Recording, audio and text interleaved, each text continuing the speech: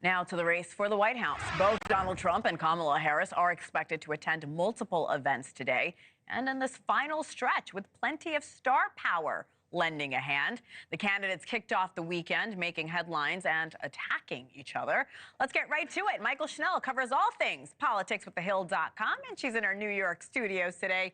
Mychael, let's start with the Harris campaign. What's the latest there? Yeah, so as you mentioned, we're only 16 days out from Election Day, so both candidates are crisscrossing the nation. And again, as you mentioned, bringing out some star-studded guests, starting with Kamala Harris. Yesterday, she was in Detroit, where she had a rally with singer Lizzo. During that rally, Lizzo had called voting a power move, a bit of a get out the vote idea there, trying to galvanize and motivate folks in that state to get out and head to the ballot box and the polls. And then yesterday, then she went to Georgia, Atlanta, where she had a rally with R&B singer Usher. And there was this moment during the rally where an audience member had yelled out and said, "Usher, I love you." And then Usher said back, "I love you too, but I love Kamala Harris more." Again, just showing the adoration for Kamala Harris right there, trying to encourage voters to follow suit. Today, which I will note, Kamala Harris's 60th birthday. She's staying in Georgia. She's going to have some Souls to the Polls events. She's going to be speaking at a church. She's going to be appearing with the one and only Stevie Wonder.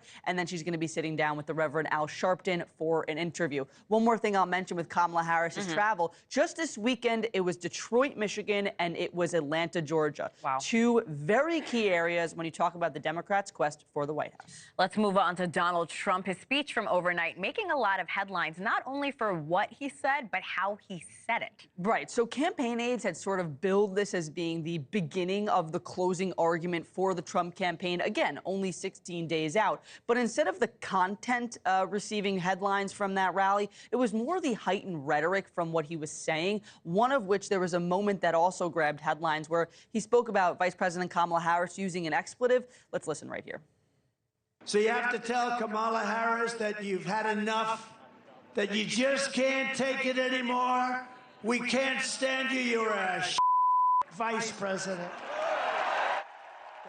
So, Hena, there was that moment underscoring this heightened rhetoric. There was also those comments about golfer Arnold Palmer that have sort of raised some eyebrows. But nonetheless, former President Trump, again, trying to grab some other headlines. Today, he's going to be heading over to McDonald's, and he says he's going to be working behind the counter, doing everything. Will that be the fryer? Will that be taking orders? We'll have to see. This, of course, comes after Kamala Harris had talked about her experience working at a McDonald's, a pitch for working-class voters right there. Donald Trump casting some doubt on that. So he's going to have his take at McDonald's today. And then later tonight, he's heading to the Pittsburgh Steelers New York Jets game in Pittsburgh. I'm interested to see if he's going to be rooting for one team or another, because Pennsylvania, very key swing state, but a lot of important races on New York. You can't upset those Jets fans. No, they are very loyal to their team. And I've said this before, former President Trump has openly shared his love for McDonald's. There's another splashy headline I want to ask you about. Elon Musk yesterday handed a jumbo check of $1 million to one voter, and he says he's willing to do that every day up until Election Day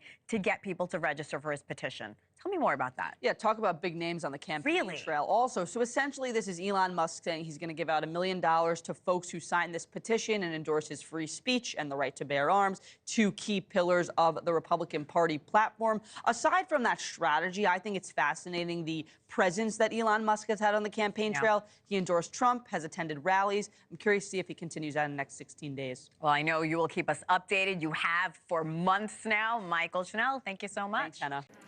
Thanks for watching. Go to joinnn.com to find NewsNation on your television provider. And don't forget to click the red subscribe button below to get more of NewsNation's fact-driven, unbiased coverage.